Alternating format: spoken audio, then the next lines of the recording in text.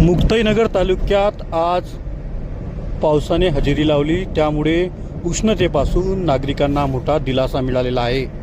गेल्या 2 महिन्यांपासून मुक्ताईनगर तालुक्यामध्ये उष्णतेचा कडाका निर्माण झालेला होता। 45 ते 46 सेल्सिअसपर्यंत उष्णतेचा पारा पोहोचलेला होता। त्यामुळे नागरिक जे आहेत हे प्रचंड प्रमाणात हैराण झालेले होते।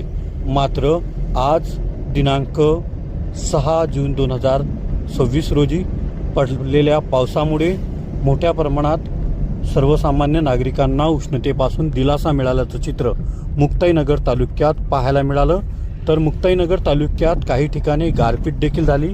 याचा देखील फटका मुक्ताईनगर तालुक्यातील शेतकरी वर्गांना बसला।